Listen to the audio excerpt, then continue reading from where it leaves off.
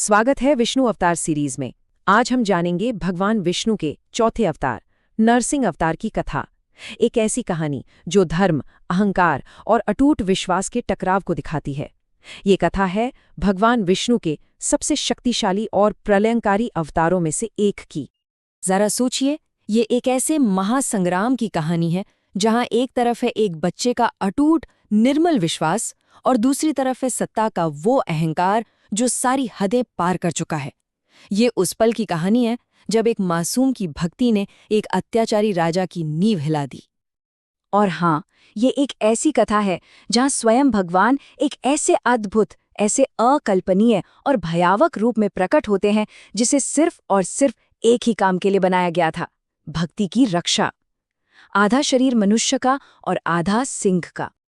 तो इस पूरी कहानी के केंद्र में हैं दो बिल्कुल अलग ध्रुव, दो विपरीत शक्तियां। एक तरफ है असुर राजा हिरण्यकश्यप का अंधा अहंकार, जिसकी परछाई से ही पूरी धरती कांप उठती थी, और दूसरी तरफ उसी के महल में एक छोटा सा दिया जल रहा था, उसके अपने ही बेटे की पवित्र भक्ति का।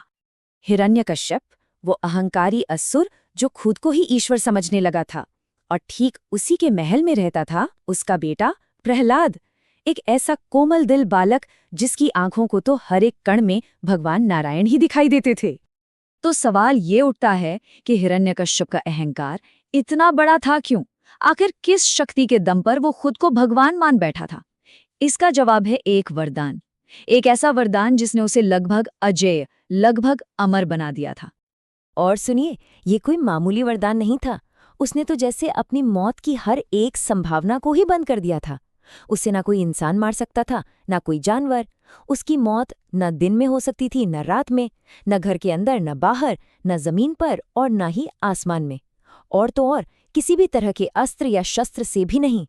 उसे लगा कि उसने तो मौत को ही हरा दिया है, और बस इसी एक यकीन ने उसके अहंकार को इस ब्रह्मांड से भी कहीं ज्यादा बड़ा बना दिया था।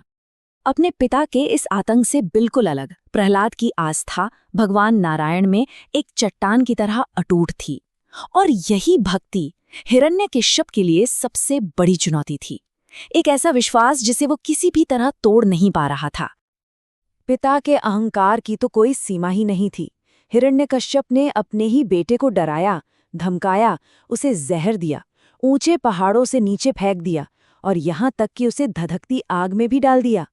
पर हर बार, हर असहनीय पीड़ा के बाद प्रहलाद का शरीर तो शायद घायल होता, पर उसकी आत्मा मुस्कुराकर बस एक ही बात कहती थी, मेरे प्रभु सर्वत्र हैं। हर कोशिश नाकाम हो चुकी थी।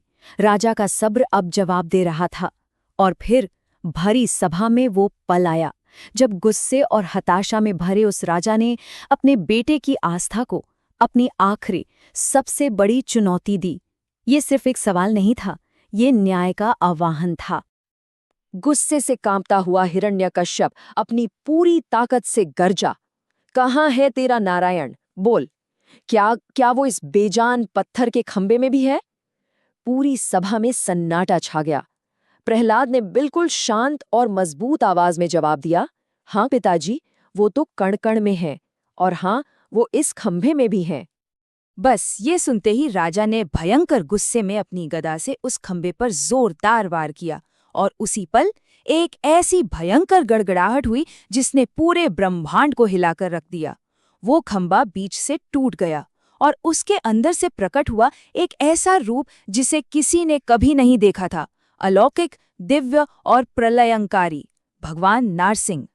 भगवान नारसिंह ने हिरण्यकश्यप को उठाया और वरदान की हर एक शर्त को पूरा करते हुए उसका अंत किया। वो उसे महल की दहलीज पर ले गए, जो ना तो अंदर थी ना ही बाहर। समय था संध्या का, जो ना दिन था ना रात।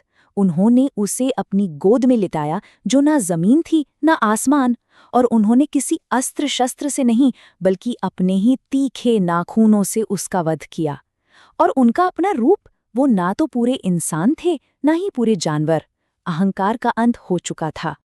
हिरण्यकश्यप तो मारा गया, पर भगवान नारसिंह का वो प्रलयंकारी क्रोध शांत नहीं हुआ। देवता भी उनके तेज के सामने कांप रहे थे। ऐसा लग रहा था मानो पूरा ब्रह्मांड उनके क्रोध की आग में जल जाएगा। तब उस सभा में मौजूद एकमात्र शुद्ध और निडर आत्मा उनकी ओर आगे बढ़ी।